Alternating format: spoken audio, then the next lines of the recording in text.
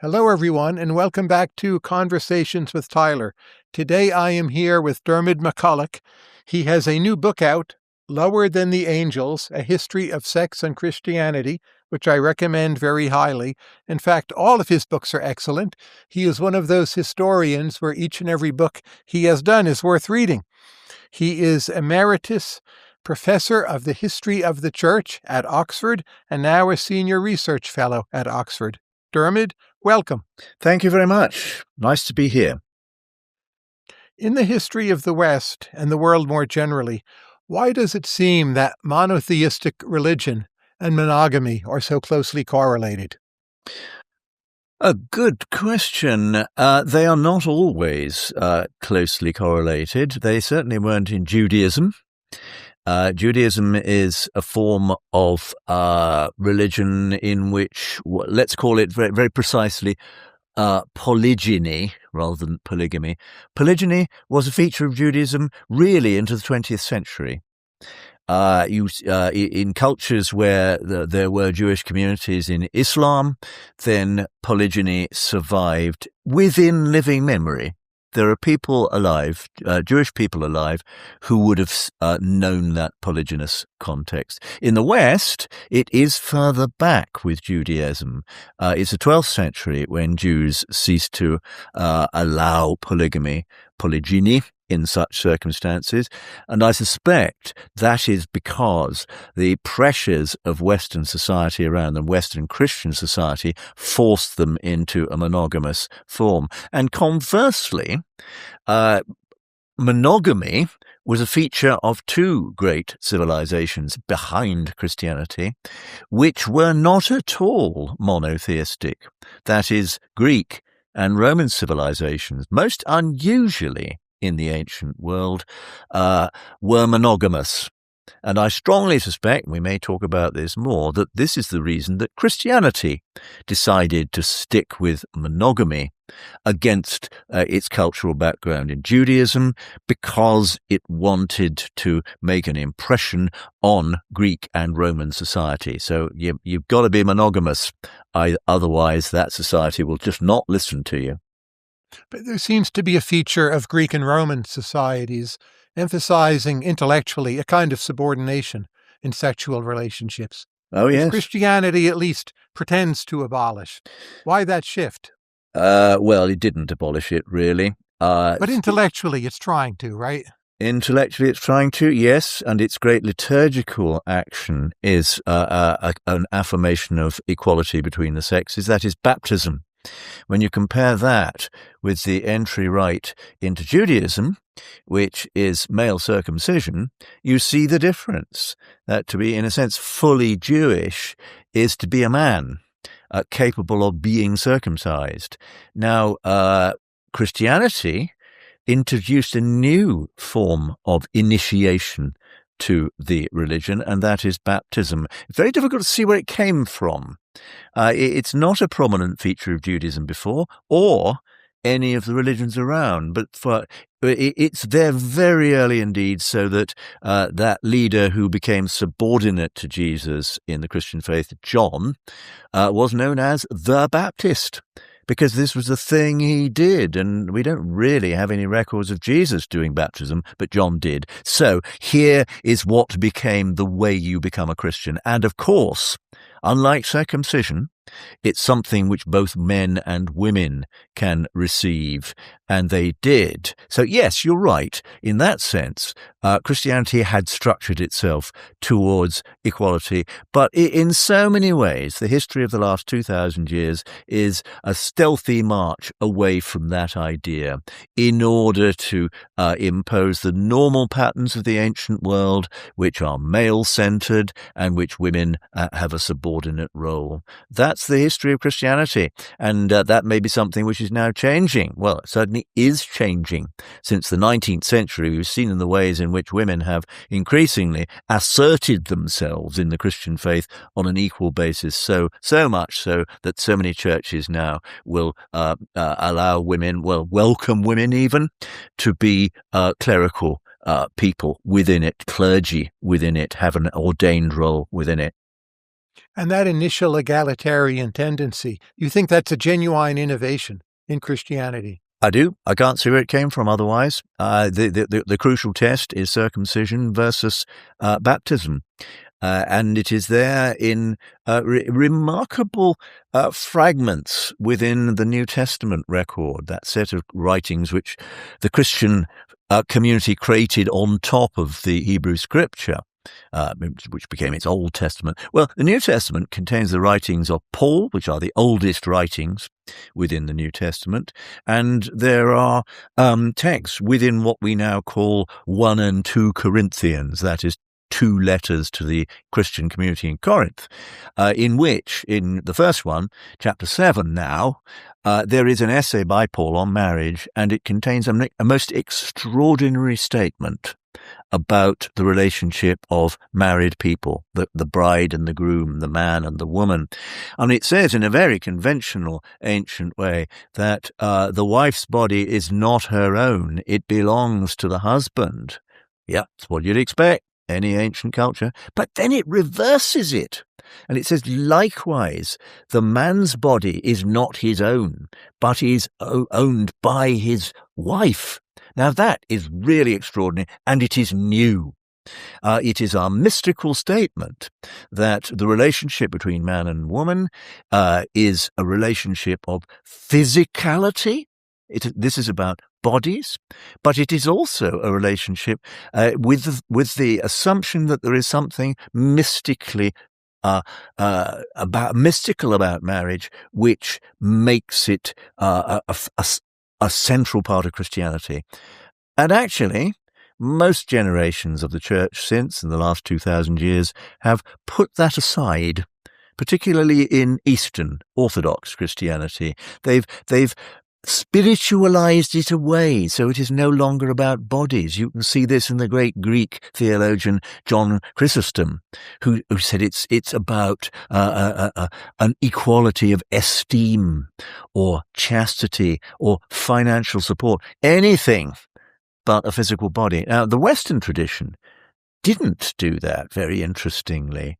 And the medieval Western Church, for instance, the canon lawyers who were creating a new legal system for the church and Christians generally, the canon lawyers looked to this text in Paul, 1 Corinthians 7:3, and they emphasized that marriage is about physicality.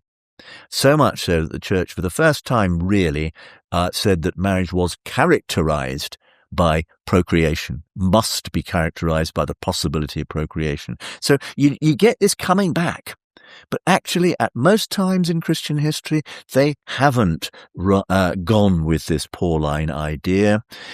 They are not interested in equality, and they're not interested in equality in marriage either. Because actually, you have to realize that throughout Christian history, and not just Christian history, marriage has been a contract between 2 men, the father of the bride and the father of the groom. It is not primarily a contract between the bride and the groom, the young people, as they mostly are, who get married. It's a family thing.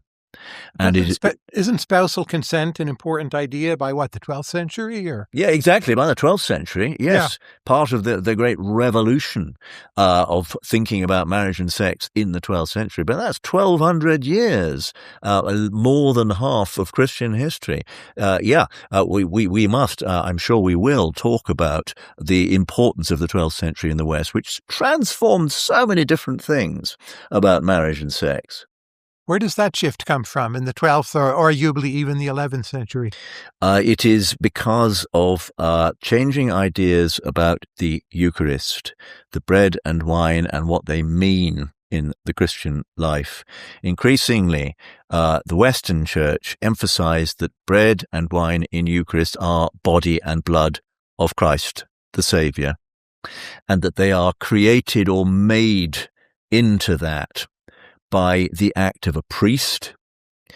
And therefore, what a priest does in celebrating the Mass, so-called, as it's called in the West, the Eucharist, is so powerful that you want that person who does it, the priest, to be as pure as possible. And there is a very short leap in talking about purity to sexual purity. And so in the 11th and 12th century, for the very first time in Christian history, all the clergy of the West must be celibate. They must be virgins, just like monks. Monks are not the same as clergy, not the same as priests at all. But now, from now on, there is a gradual amalgamation of these roles. You might call it a confusion of the role of the celibate monk with that of the priest. And this is a 12th century development. It has extraordinary consequences. They ripple away from this great change in the nature of Western priesthood through into views about marriage, because the logic of making all clergy celibate is that the laity are now the only people who are practicing sex within marriage, of course. Otherwise, it's illicit. But now you've got the situation. Well, because of a celibate clergy, logically you have what you might call copulating laity, and that's something new in the history of marriage in Christianity. It means in the end that what you must say about a marriage is that it must be open to the possibility of procreation. Now, if you look back in church history, Christian history before that, there are a lot of instances of marriage which are deliberately celibate, chaste. The people involved get married and they remain virgins as a token of their purity. And there are saints' stories like this. In England, we have a very famous saint, Saint Etheldreda, who became the first abbess of Ely, which is now a wonderful, great Romanesque and Gothic cathedral in eastern England. But it started life as an Anglo-Saxon monastery founded by this princess, Etheldreda, who was not just a princess, she'd been married twice to two different Anglo-Saxon kings, and in both cases she had refused to give them sex, which is a bit disconcerting if you're a king, because what you want is an heir to the throne. She must have been an extraordinary lady. Anyway, second marriage, they gave up. The king said, all right, you win. You clearly want to be a nun. Go off and be a nun and found a new monastery. And this is an enormously popular story in Anglo-Saxon England. But it's a story which would make no sense after the 12th century if you look at it closely, because marriage is supposed to be about procreation. The church tells you that. And otherwise, there is no marriage. It's one of the ways you can get out of a marriage in Roman Catholic theology. If no sex has taken place, that's how Henry VIII got out of one of his marriages, by saying it had never taken place. He'd never had sex with that woman, a phrase later reused. But explaining the timing of that shift, why in the 12th century in particular does that happen? It is because of the nature, the changing nature of thought about the Eucharist, and that's gradual. That's endogenous, though, right? Like, what's the ultimate? No, that's exactly what it's about, and that is a process of changing the Eucharist over the previous 200 or 300 years into making the Eucharist a uniquely powerful thing, which you do as much as possible if you're a priest. Monasteries are redesigned. Monastic churches were redesigned so that now they didn't just have one altar at which the Eucharist took place. They had multiple altars, side altars, at which masses could be celebrated for saving the souls of particular people, mostly members of the nobility who had paid for setting up the monastery. And the prayers of the monks are there to save the souls of the nobility of Europe, for the very good reason that Christianity still disapproved of the shedding of blood. And anyone who was involved in that, which meant the entire nobility of medieval Europe, was deprived of a straight route to heaven. But the way you can get around that is by getting monks to pray for you, and do the penances which you deserve to do as a shedder of blood. So there is a sequence of things, not just the 11th and 12th century. That's the culmination of a process which you can see beginning really in the 8th and 9th centuries. Relative to the ancient Greek world, early Christianity is quite hostile to homosexuality. Where does that come from? It comes from two different places. First, it comes from Judaism, which increasingly emphasized procreation within marriage. It's a religion which is very concerned with increasing the number of the chosen people. So it is there, and that means that there is something of a strand of homophobia within the Jewish tradition on same-sex relationships. But it's also, curiously, from within the Greek world. There is a deeply world-denying, austere strain of Jewish philosophy, which is against really any form of sex. And within that, Christians took up that idea and applied it to the existing a suspicion of hostility to same-sex relationships within Judaism. You see that particularly within the church, the Christian church in Alexandria, which is one of the meeting places of Greek culture and Jewish culture. So there it is. It's there in Paul, of course, in the New Testament, very, very marginally. He has one purple passage on it, which is not really so much about same-sex relationships. It's about idolatry. And the example he uses of people indulging in idolatry is one of same-sex relationships. That's the beginning of the epistle to the Romans. And then various epistles have lists of people who aren't going to get to heaven. And it's a funny old mix because it can be quite minor human peccadillos of people who won't get to heaven. And in two of those lists, there are two sets of people called arsenakoitai and what's the other one? Malakoi. It is not quite clear what these mean. Arsenakoitai is a slang term, probably, because it's a very rare term in Greek.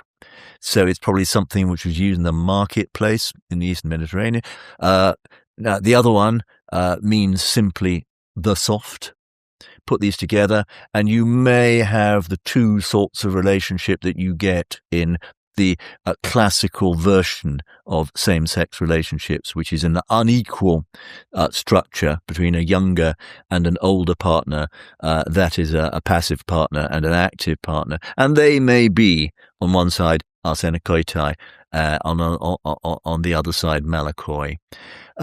It's difficult to see why that should be applied to modern homosexuality. It's a different institution. That ancient institution is not a lifestyle for life.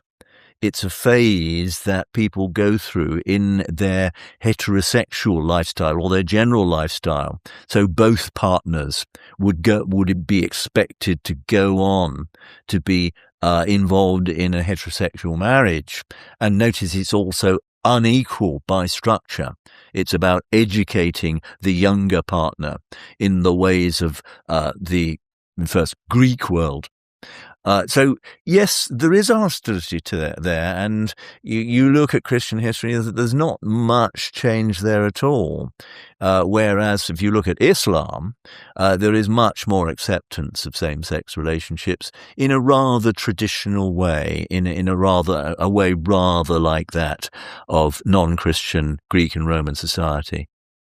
As you know, Michel Foucault wrote 4 volumes on the history of sexuality. What did he get wrong about Christianity? Well, he got a lot of things wrong. He's not at all reliable in those 4 volumes, which of course I've read from cover to cover. What did he get wrong? Well, he didn't really talk much about ancient Christianity, and it's all about text. He never looked at the nature of ancient society.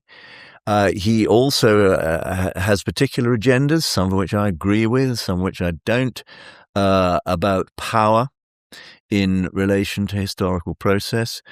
But in general, I would advise people to take Michel Foucault with several pinches of salt.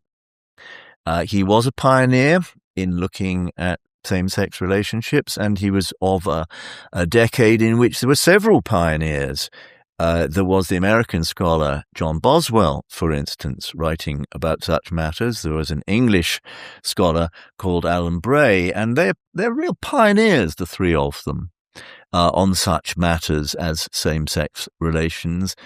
But they got a lot wrong, and it would not be right to start with them and not realize that they are historical texts now. In each case, actually, you can see that their perspective is distorted by their Roman Catholicism very specifically. Foucault, born into a Catholic family, never really left that world. Bray and Boswell, converts to Roman Catholicism from Episcopalianism or Anglicanism, if you like. And the concern with Bray and Boswell was always to set up a story which wasn't really true, which was that Christianity had, over the centuries, actually been fairly hospitable to same-sex relations. And you read Boswell now, 40 years later, and you see there's a lot of special pleading in that. Same with Bray. So none of these historians are setting standards forever. Foucault made absurd assertions about the invention of homosexuality in the 19th century, simply because the word was coined in 1869. Well, that's so stupid and so French. You see actually things which look precisely like modern for life equal relationships between same-sex people way back. You can see it in the ancient world. It's not the same as the normal, what you might call normal in inverted commas, same-sex relationships, these unequal things. So the Foucault pattern, seeing this as emerging as a sort of medicalization in the 19th century, just doesn't stand up, and it's extremely misleading, and we should leave it behind. There's a recent rise of interest in theories that attribute the rise of the West to the church banning cousin marriage, that this broke down clan structures. What's your view of that hypothesis? It's, as usual with such hypotheses, far too simple. I don't see that so at all.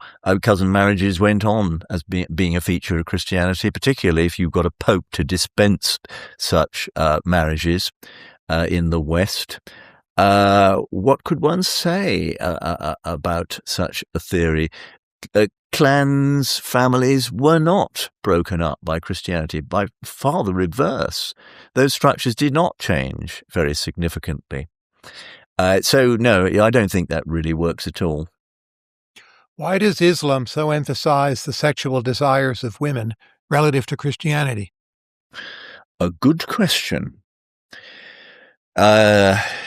Because the Quran allows that to happen. The Quran has been interpreted by men, when very often what it's talking about is just people. So that may be one explanation. Islam did remain, it was a very much a militarized culture to start with, so it's almost by definition run by men. But there, within it, is a powerful set of images for women in the Quran itself. On top of the Quran, there is so much added, and it's usually added by male societies. So yes and no, really. There is a constant strain of things one can say about the position of women in Christianity. Women are constantly carving out parts of Christian faith for themselves against the fact that men are increasingly running the church. That's a fact of life. Think of the mystics of the medieval West and the way in which so many of them are females, because to be a mystic, you don't need the male language of Latin, the language of the professions, the language of the clergy. You can explore mysticism without the new invention of men in the 12th century, theology, which is something associated with the cathedral schools and then the universities, both of which are male institutions. But mysticism, no. You can just get on with it. It involves many of the same themes in every religion that turns to mysticism, themes like fire and water, air. The vocabulary of the mystic really is quite universal. It is not restricted to Christianity or Islam or anything. It's the way that one aspect of humanity works out when it tries to meet the divine. Why is Islam sometimes, at least at the intellectual level, so obsessed with Mary? You can debate whether she was a saint or a prophet. In a way, the role in Christianity is much more circumscribed. Oh, I wouldn't say that. She appears more in the Holy Quran than she does in the Bible, of course.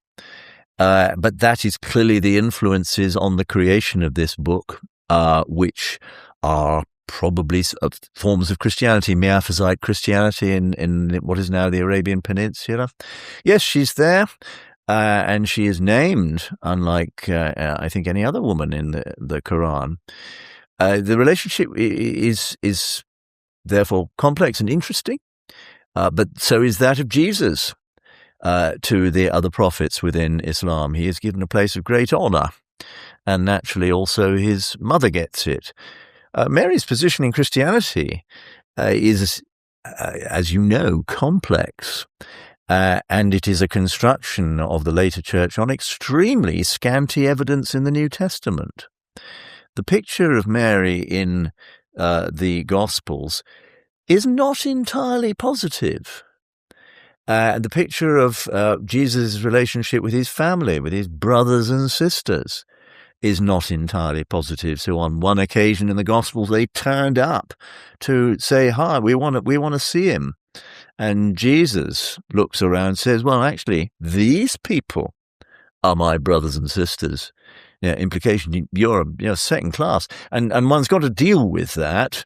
The church ignored it as it created an increasingly central place for Mary as Queen of Heaven, the linchpin of salvation. It ignored the fact that the foundations in the New Testament are scanty. It took the Protestant reformers of the 16th century actually to look at the Bible and look back at that, and gleefully, in some cases, saw that Jesus could be quite offhand with his mother and his family. Now, one needs to ask, well, why does the New Testament treat family members like this?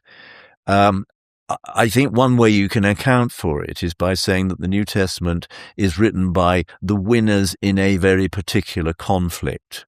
And that is the conflict as to who is going to lead the church after Jesus. Is it going to be the family? Is this going to be a dynastic religion? So James, the brother of the Lord, is one of the first people who are powerful within the church? Or is it people who, like Paul of Tarsus, never actually met in his earthly life Jesus? And the balance in that conflict is eventually won by the general number of disciples, not the family. And so you would expect the text created by that side of the battle to be somewhat dismissive of Jesus' family. And the same thing is true of Islam, of course, between who is going to be in charge of the faith in future. So Sunni Islam against Shia Islam have two different answers to that question. So it's not dissimilar to what happened within Islam. If I think of the 12th and 13th centuries, in England and France, parts of Spain, there are so many just incredible cathedrals or religious structures built. Many of them still with us. What accounts for so many marvelous creations in what, in a sense, is a relatively narrow window of time? You're right. And scholars from the James brothers onwards have talked about this. The age of the cathedrals, it's really quite difficult to account for it in any way. And you've got to realize also that such wonderful, magnificent buildings, one of which I was speaking in last night, Gloucester Cathedral in Western England, were there alongside monasteries. In fact, Gloucester Cathedral was a great abbey before it was a cathedral. What are these saying? Well, they're saying one thing, that the church in the West now had a very strong, tight organization by bishops and dioceses, in which the mother church of the diocese was a building of very great charisma and importance, and had a set of clergy attached to it, canons, who were as much a corporation as the corporation of monks within an abbey. And they benefited from this industry of prayer about which we were speaking earlier, that the elites of Western Europe needed prayer. They needed people to pray for their souls, and the laity generally also wanted prayer because the Western Church was developing a particular view of the afterlife in which it is no longer that simple binary. It is not just heaven and hell. There is a state in the middle, purgatory, which is a wonderfully useful way to characterize the afterlife, because purgatory is where you can go on being purged of your sins. And you can do that with the help of your friends and the clergy in their prayers, particularly in the Mass. So purgatory is a big thing here. Cathedrals are full of altars, just like abbey churches. Look around them and you see that the innumerable side chapels there. These are factories of prayer, and that is worth spending money on. And hurrah, they did, because we are left with this amazing legacy of wonderful buildings. Is there some institutional innovation from decentralized bishops competing against each other through monastic orders, or like something's paying for all this, right? Yeah, well, the secular nobility are paying for it because they're endowing these places with land for the sake of prayer. It is not exactly a decentralized system. It is a system, you must remember, which actually literally covers the map of Europe. There are virtually no places not contained within the system, and within the diocese, that is the institution run by the bishop, are what are called parishes, which again virtually cover the map of Europe. Not that they had maps, but they knew the boundaries of every parish. And a parish is a very interesting institution. It's new in the 9th century onwards in the West. And the idea is that you have one priest in each of these parishes, and that the area of land that he patrols is more or less patrollable in a day, that he can meet and visit all his parishioners. I speak with feeling about this because I am the son of one of those parish priests in the Church of England, and his first parish, in which I grew up, was about a couple of square miles each way. He could have walked it, and often did. So this is an extraordinarily effective way of giving everyone in Europe pastoral care. In fact, not just the nobility. The nobility I get the deluxe end of it with the great monastery, the endowments of cathedrals, but everyone has a parish church. It's an extraordinarily wonderfully integrated system, and I think us with a Western tradition often forget how absolutely unusual that is within world religions. To have a single form of a religion absolutely dominating everything within a particular continent. Nothing else like it except perhaps Saudi Arabia in the 20th and 21st centuries. Don't you find it striking how few of those structures are mediocre? There may be some survival bias, but it's very hard to just find an ugly-looking church from that time. Well, it's maybe the way we look at them. I'm a huge enthusiast for them all and spend my spare time looking around them all. But could one say that they are actually superlatively wonderful? I think our way of looking at them makes them such. They are hallowed by the fact that they have been there for so long, that they are sacred places in which prayer has been valid, to quote an English poet.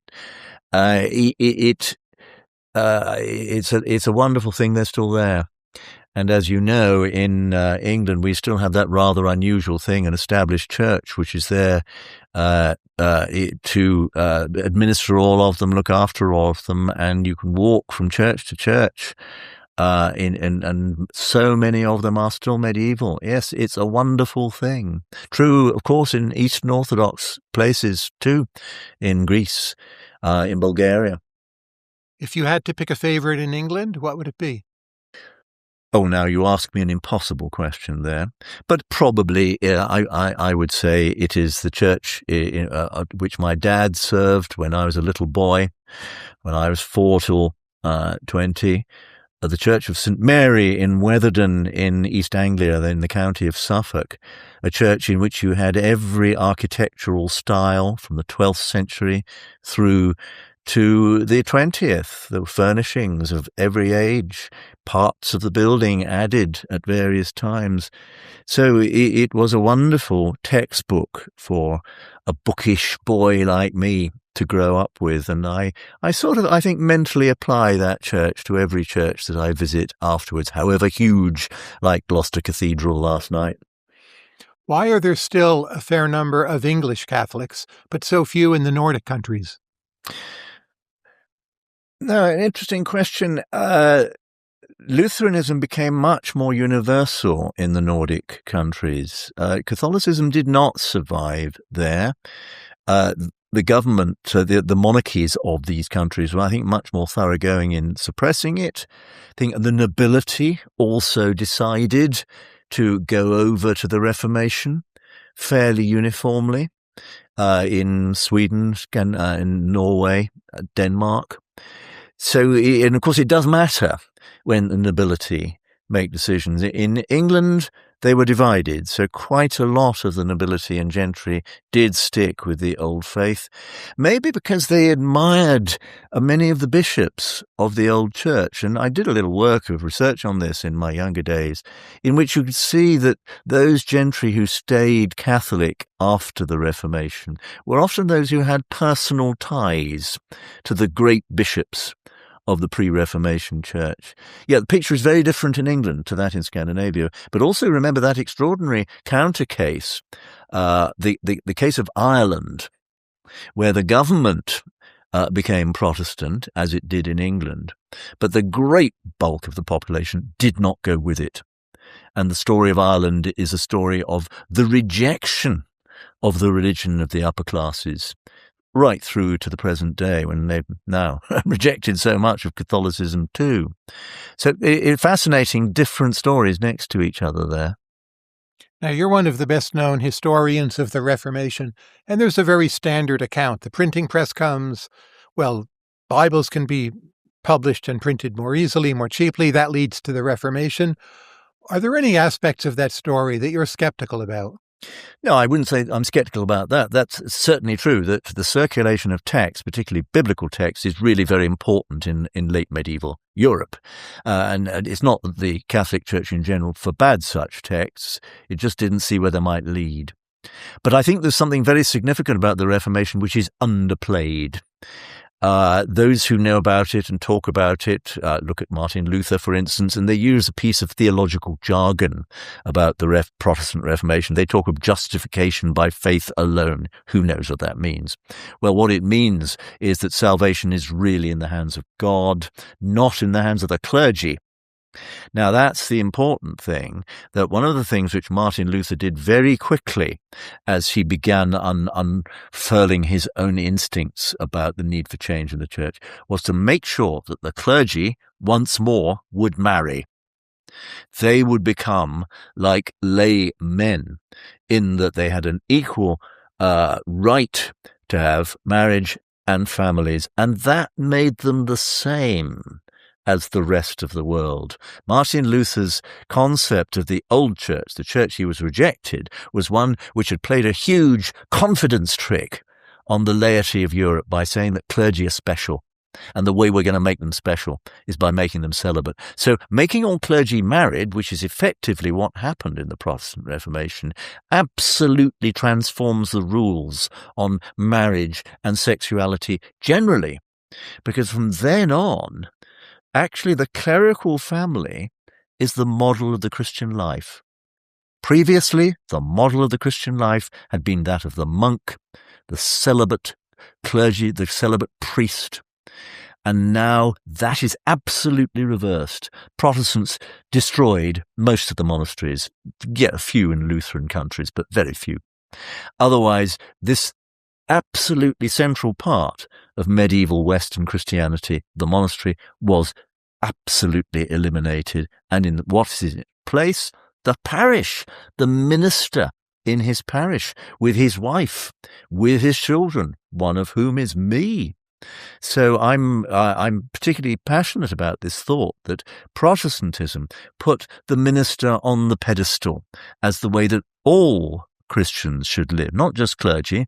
All Christians could take the model of marriage and family from the clergy. As you well know, if we look at Henrician England, some key figures like Cromwell, Cranmer, Wolsey, they don't come from very exalted backgrounds, right? They started off as quite common. Yeah. There's something meritocratic about the society. How does that happen, or where does that come from? Well, how do they climb? They climb by being clever, and they climb by the fact that the first two Tudor monarchs did encourage them to do so, because Henry VII, who the first of the Tudor monarchs, was the most unlikely person in English history to become a monarch. His claim to the throne was laughably weak. And there were very many people among the English nobility who had far more royal blood than he did. And so he frankly didn't trust many of these people, virtually none of whom he'd ever met before he came to the throne, the English throne. He'd been in exile for a very long time. So he's going to look around for those people to lead his government who are not necessarily aristocratic at all. They are there by merit. And his son, Henry VIII, did inherit that thought. Henry did like doing aristocratic things with aristocrats, like jousting, for instance. So that impulse began to weaken under Henry VIII rather than Henry VII. And you see in Henry VIII's quite long reign an alternating pattern between the capable man of affairs who has made his way up with royal encouragement and the nobleman who feels entitled to have his position in government. And Henry's always slapping down one and then slapping down the other. So poor Wolsey didn't deliver the goods, so he was slapped down. Cromwell famously also lost the plot, failed to deliver a marriage which Henry liked, in fact created a humiliating marriage, and he lost his head. Cranmer survived, remember. He survived by loyalty to King Henry VIII, and I think genuinely loved Henry VIII, and so served him with a good conscience. Trouble about that is that a man like Henry VIII is a narcissist. I think we may have seen some in modern politics. And the thing about narcissists is that they make good people do bad things. And Henry VIII was talented at making good people, such as Cranmer, and I would say Thomas Cromwell, do bad things. How does William Byrd survive as a Catholic? Is that also meritocracy?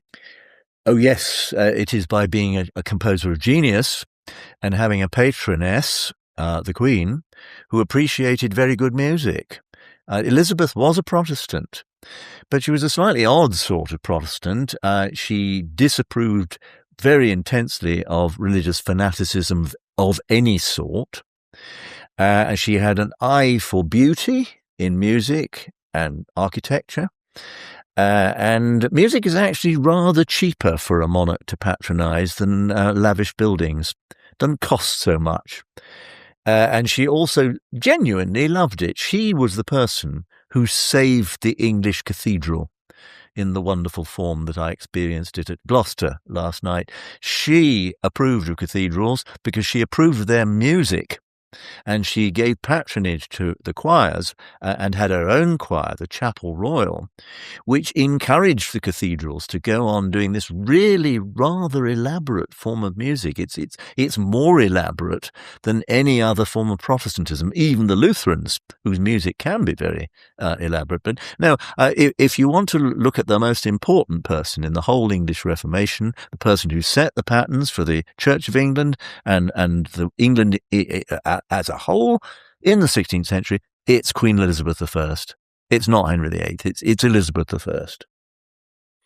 How is it that English Renaissance music is so wonderful, but by the time you get to the 18th century, you're having to import Germans and Austrians, basically, for your musical life? What happened? You're right. What happened? A run of quite exceptional composers. In late medieval England, there is an extraordinarily lavish and beautiful style of music, which the Reformation more or less dismantled. But some of the practitioners jumped ship and served the Protestant Church. Thomas Tallis is the obvious example, a composer of international standard. William Byrd is the next generation. Byrd did serve the Church of England, of course, to start with, and went on serving it in the Queen's Chapel Royal. But then you're right, there is this curious paradox that in the 17th century, the tradition became, well, you could call it international, in that Germans in particular came to this country to work for the new Protestant Hanoverian monarchs and were extraordinarily good at it. We were extraordinarily lucky to get Georg Friedrich Händel and turn him into George Frederick Handel, an English composer, to become more or less the English composer of his period. I mean, you think of the great coronation music that he wrote for that deeply undistinguished King George II, and that produced the wonderful anthems Zadok the Priest and Nathan the Prophet, the most triumphant Protestant choral music you can think of. But you're right, there's a paradox. 16th century, England was right at the centre of beautiful music, just as much as Palestrina's Italy. And in the 17th century, it all tailed off a bit. And it wasn't in the end until really the late 19th century that England became once more internationally respected as a place of church music and music generally. What is it in organ music that has the greatest meaning to you as a statement of either religiosity or Christianity, if you want to make it more specific? An easy question for an organist, of course, Johann Sebastian Bach. So versatile. So which pieces? I would say the trio sonatas, but what's your number? I find them intimidating, frankly, because I find them very difficult to play. I look rather to the chorale prelude tradition, which can be extraordinarily intimidatingly difficult, but has some staggeringly beautiful and devotionally heartrending music, because, of course, it is the Lutheran chorale. So Bach was working from a musical tradition he knew very well, which was very specifically Lutheran, though he, of course, did other things too. He did the great B minor Mass, which has nothing really to do with Lutheranism at all. But the chorale prelude is a wonderful vehicle of Christian sentiment. I think of chorale preludes, one I played a week ago to Evensong. In my hour of need, I cry to thee, O God. It's a Lutheran chorale, but he most gently plays with the melody over a tune which he has invented for himself, and they interact. So Bach, of course, and the fugues and the preludes with which they are prefaced are extraordinary, and it's a wonderful way of losing yourself amid the miseries of the present world. You may remember that in the days of the communist regime in Eastern Europe, organ recitals were crowded out, because it was a way that the general public could connect with the transcendent in a regime which denied the transcendent. And there's a lovely phrase from an English bishop of the 20th century, Bishop Charles Gore, great theologian. And he went to hear a Brandenburg concerto in the concert hall. He was a gruff man. And as he walked out, he was heard to mutter, "If that's true, everything must be all right." And that's true with Bach. He is a symbol of the transcendency beyond our human idiocy and frequent evil, towards something which connects us to the divine. To me, there's something unique and special and lasting about C.S. Lewis. He writes fiction, nonfiction with success, extremely smart, a tremendous writer. He's both deep and very popular. Can the contemporary world produce another C.S. Lewis, or has that somehow become impossible? I doubt it's impossible. I don't quite share your universal admiration of Lewis. I think the children's fiction is really quite manipulative.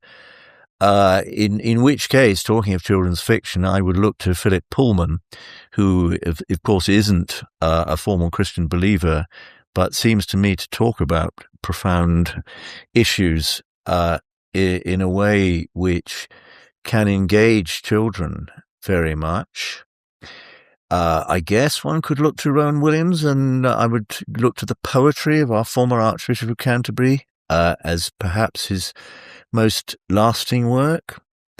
I would, of course, also look to T.S. Eliot, who I guess one says, predates Lewis. And Eliot says some very profound things, connecting him to that tradition which I know so well, that of Anglicanism. These things happen, and when you least expect them, geniuses emerge, like John Bunyan, ordinary man in 17th century Bedfordshire, creating this extraordinary work of Christian meditation, though it's at the centre of it are themes of which I am a little suspicious, Calvinist predestination. They keep coming, and I don't think we should be worried about them never coming again. But has it surprised you how rapidly Anglicanism has declined? Because there are fewer Anglicans, right? Not Arguably, worldwide, the number one no. religion in England is Islam. No, not really. Anglicanism has not declined worldwide. It has shifted its position. But in England, it's in declined, England, right? Its numbers have gone down because you no longer need to have it as a means of becoming respectable. We're a much more varied culture than we were, even when I was a boy. It was a very white and rather boring culture then. It is now exhilaratingly multicultural. And yes, Islam is part of that, and so is Hinduism. There are more Hindus in the UK than there are Muslims. They're not so prominent, I think. And there are plenty of Sikhs. So we have become a multi-faith country. At the centre of it is still the Church of England, and the Church of Rome has done reasonably well in recent years because it's constantly being replenished from outside the country by immigration. The great thing about the Church of England is that it has this now rather unusual mission to the entire nation. So that my dad was proud of being able to talk to anybody in his parish, whether they came to church or not. Only the Church of England is that one body within the nation which exists to minister to those beyond its walls and not those who come. That seems to be a rather precious thing to have. And it is also appreciated by the other faiths. Muslims, Hindus, Sikhs are pleased that there is an established church at the centre of our religion, of our country, because it is a symbol of the importance, the seriousness of religion. So it's a happy set of relationships. And I look again to our parish churches, all the thousands of them, and our cathedrals. Our cathedrals are an enormous success story at the present day. Attendance at cathedrals is rising. Numbers through the door, visitors beyond congregations, are increasing. They have a mission to educate, to inspire through traditional liturgy, which is absolutely flourishing. It has financial problems, but it is in no way in a state of decay. So I'm rather more sanguine about the Church of England than you might be. But I see numbers published that say 5% of Englishmen go to church. Or if you just polled white native-born Englishmen, do you believe in the Trinity?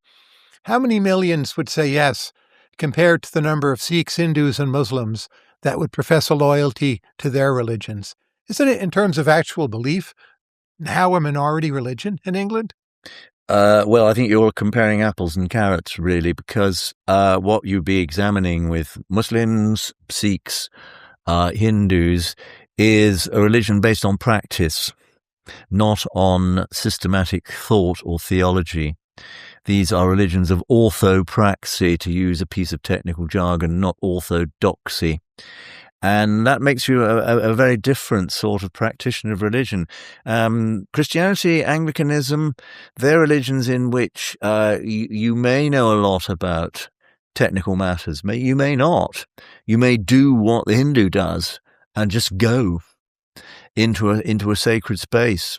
That is a very common attitude within English religion, and it seems to me a perfectly healthy one.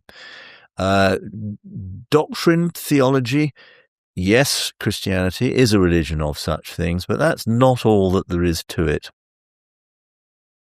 Do you think it's possible to have a sustainable Christianity without strong beliefs in hell? If I think of America, where I live, a lot of Americans either still believe in hell or at least will claim they do, and they're not outright lying. And we're much more religious than Western Europe. You are some notion of hell necessary? No, you are more. What you're more religious. What you mean is, many more of you practice going to church. That's a different matter. Well, the thing about hell is, all right, it's there in the Bible, but it is a profoundly unconvincing doctrine.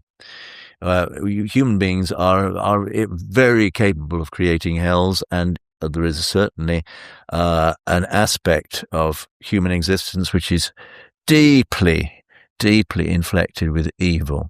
And Christianity is a fight against evil. But that does not imply consignment of people to hell. It is true that when you stop trying to persuade people of the real existence of hell, very many of them will stop going to church. For instance, as they have in Scotland, where the Church of Scotland's church attendance has plummeted over the last 50 years because Calvinism without the belief in hell doesn't amount to all that much. That's why a Eucharistic faith is much more likely to be sustainable, and a religion of sacred place is more likely to be sustainable than the religion of Reformed Protestantism evolved in the 16th century. You are, once you remove the stick from religion, and maybe the carrot doesn't look so interesting, fewer people are going to be involved in it.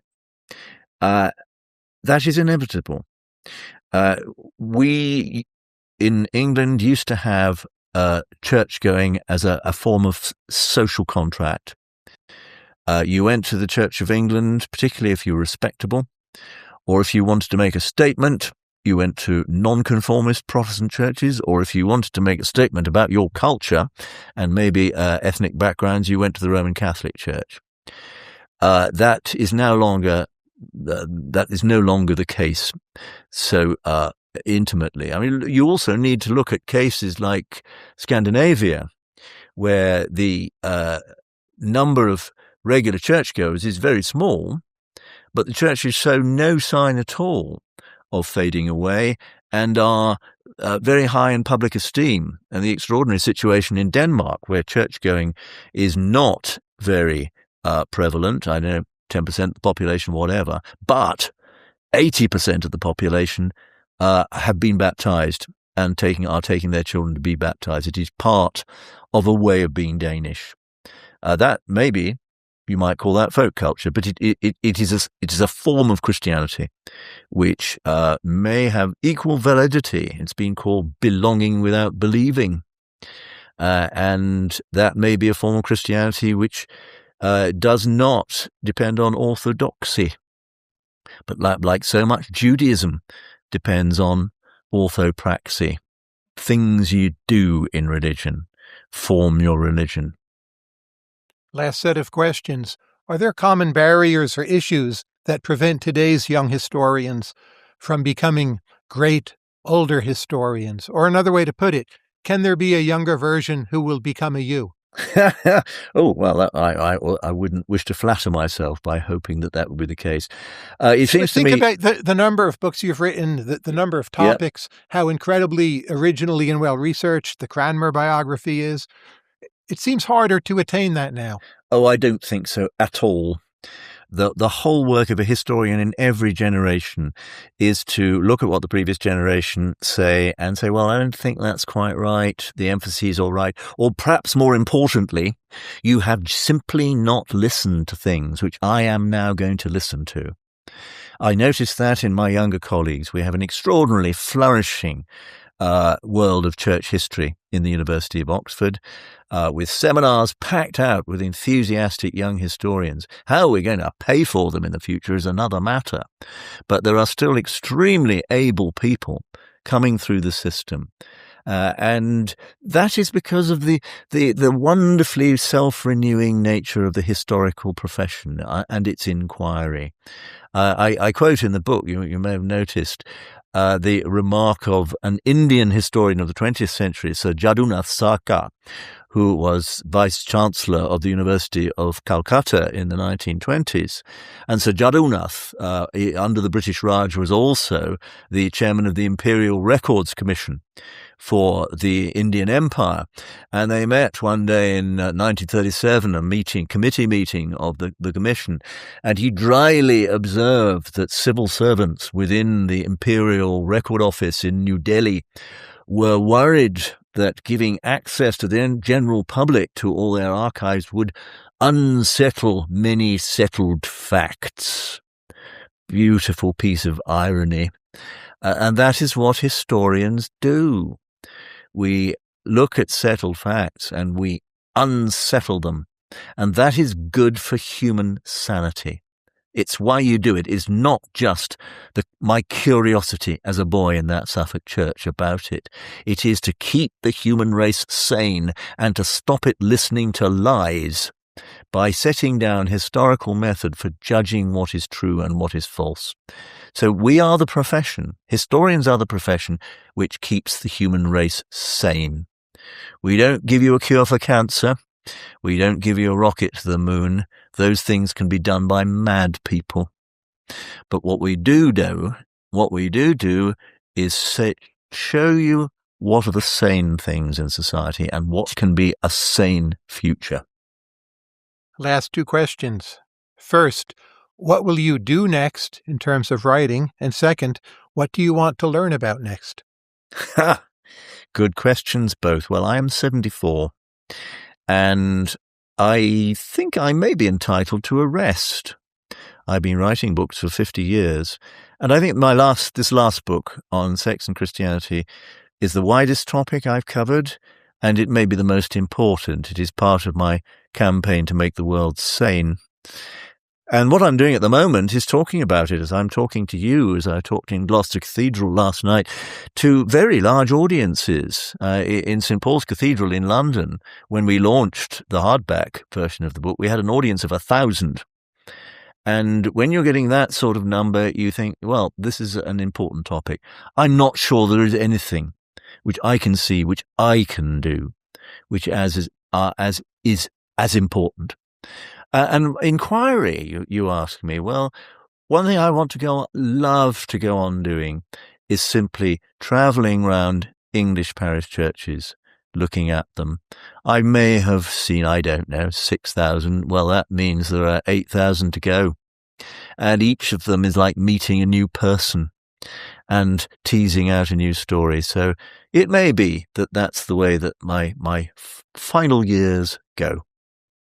Again, the title of your book is Lower Than the Angels, A History of Sex and Christianity, but I'm happy to recommend all your books.